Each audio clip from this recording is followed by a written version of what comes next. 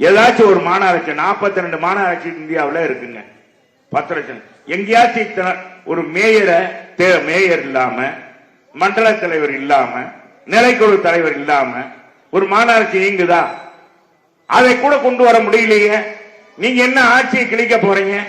இதுல 2024 இவங்க தான், 2026 இவங்க தான் ஆட்சிக்கு வர போறாங்க. நீ ஆட்சிக்கு வந்தா நாட்டையே காப்பாற்ற முடியாதே. இன்னைக்கு போதை மாநிலமாக எனக்கு பெண்களுக்கு பாதுகாப்பு இல்லை, பாதுகாப்பான மாநிலமாக தமிழகம் இருந்தது. சந்தன கடத்தல் வீரப்பனை சுட்டு வீழ்த்தியது இயக்கம் அதிமுக ஆட்சியில புரட்சி தலைவர் அம்மா துணை ராணுவத்தார். அதான் அதிமுக ஆட்சியின் சிறப்பு.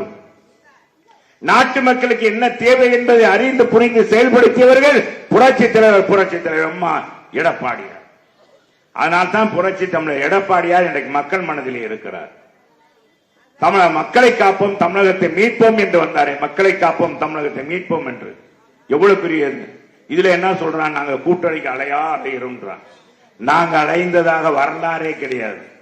அதிமுக எந்த ஆட்சியிலும் எந்த நேரத்திலும் எந்த சூழ்நிலையும் யாரையும் நாங்கள் பம்பாக அழைத்தது கிடையாது.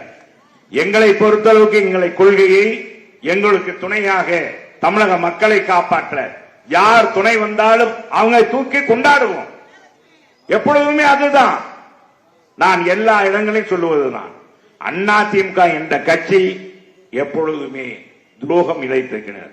நண்பன்டா, நண்பனுக்கா உயிரையும் கொடுப்போம், தோழனுக்கு தோல்மை கொடுப்போம். ஆனால் அதே தோழன் காதை கடித்தால் தூக்கி கீழே போட்டு மிதிக்கவும் செய்வோம். இது அதிமுக வரலாறு. புரட்சி தலைவர் காலத்திலும் சரி, புரட்சி தலைவர் அம்மா காலத்திலும் சரி, புரிந்தவர்கள் புரிந்து கொள்ள வேண்டும். எங்களை பொறுத்தளவுக்கு யாரும் துரோகம் அளித்தது கிடையாது. எங்களுடைய இயக்கமாக எங்களுடைய கூட்டணியில் இருந்த காங்கிரஸாக இருக்கட்டும், பாரதிய ஜனதாவாக இருக்கட்டும், அவர்களுக்காக எங்க உயிரை கொடுத்து எங்க தொண்டர்கள் உழைப்பார்கள், எங்க நிர்வாகிகள் பாடுபடுவார்கள். அப்படிப்பட்ட கட்சி தான் அதிமுக. எனவே இந்த இயக்கம் மீண்டும் புரட்சி தமிழர் தலைமையிலே ஆட்சிக்கு வர வேண்டும். அதற்கு நீங்க எல்லாம் நல்ல ஆதரவு தர வேண்டும். மீண்டும் 2026 புரட்சி தமிழர் எடப்பாடியார் தலைமையிலே ஆட்சி மலரும், அதிமுக வெல்லும்.